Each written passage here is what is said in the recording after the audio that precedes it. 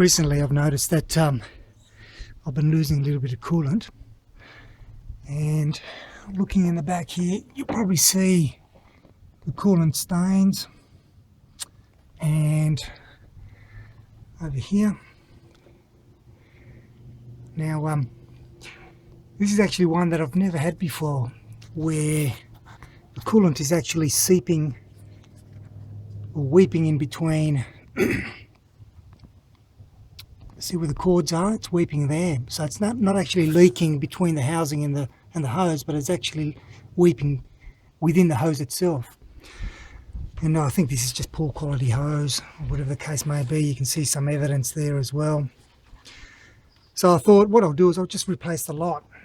So I bought myself an entire kit.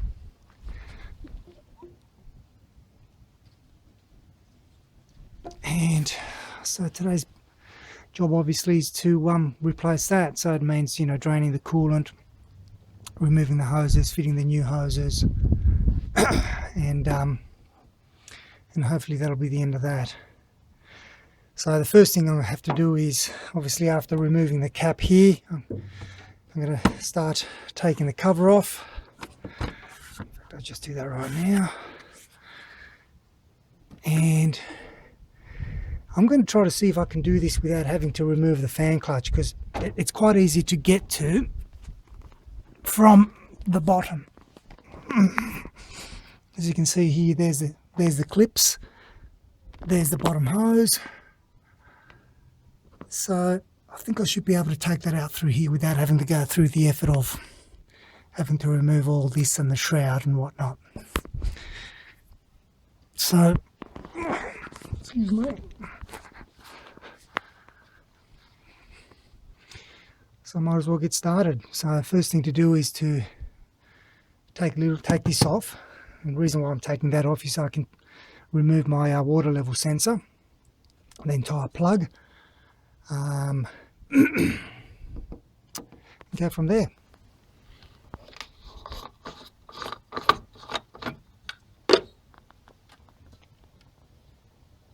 Still all right.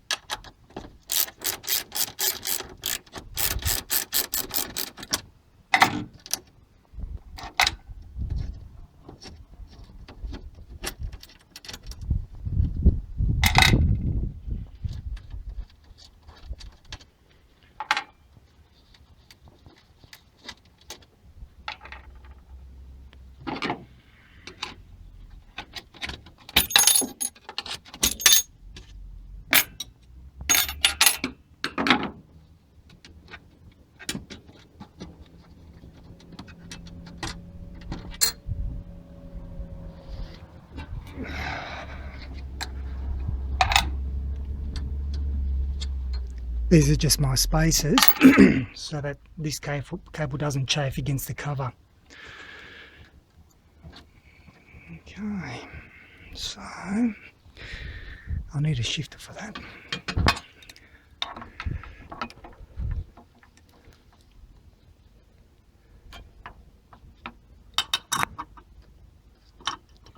Now this is a great little sensor here, so I'll show you what it quickly does.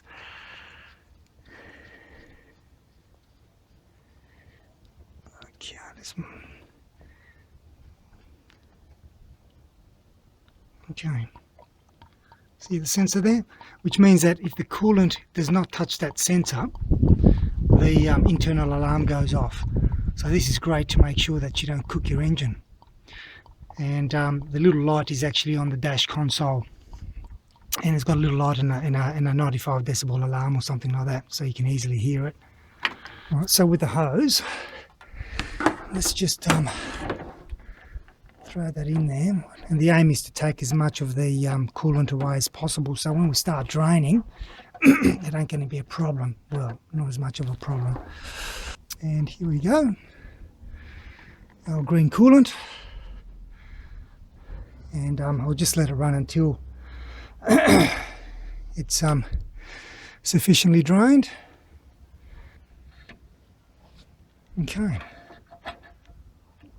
that's pretty much it. I mean, obviously it's only probably part way through. Okay, next steps is lower radiator hose.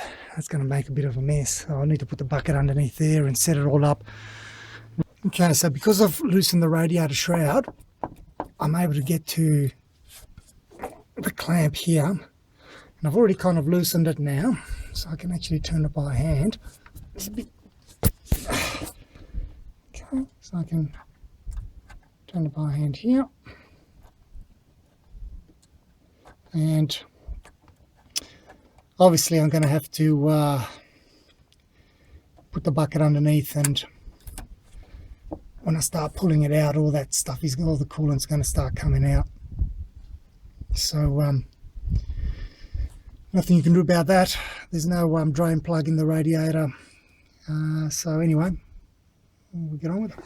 Okay, so I've loosened it and I've already started kind of moving this around a bit. Now, I really don't want to make a huge mess. I prefer to kind of go slow and let the coolant drain out a bit at a time. Okay, bottom hose is undone. Next thing I'm going to do is just undo the clips. This one, obviously this one on the side, because this all belongs to that to the longer one, and then obviously come along and remove the Jubilee clip on the other side on the reservoir. So this will be this one here that I'm replacing.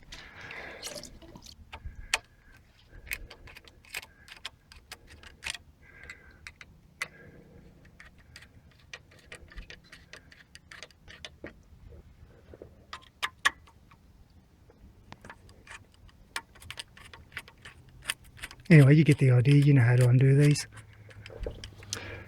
As you're taking them out, obviously there's still going to be a little bit of coolant there, but anyway, by draining, obviously you're avoiding a mess.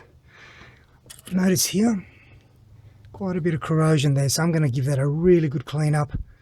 Make sure the mating surfaces are clean for the hoses, and it's just standard maintenance stuff. This one's actually quite good.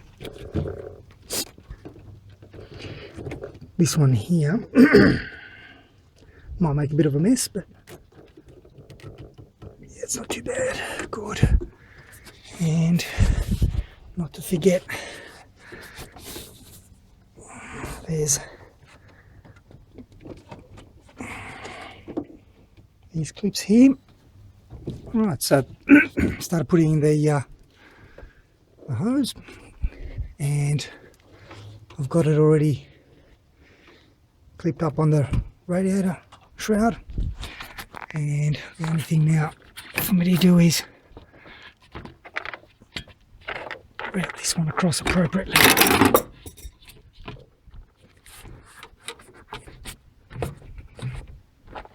and start connecting them up.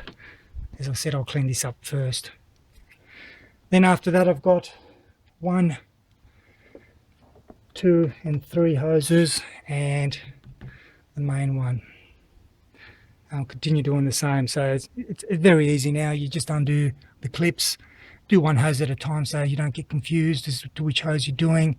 Clean up the mating surfaces first and then tie them up, or nip them up, nip the Jubilee clips up. And then once I've done all that, then I'll get back to how to fill the coolant up and properly bleed the system and so on. Just a quick note, when you remove the heater hose, there will be more coolant coming out, so just make sure you've got a bucket underneath there to catch the coolant.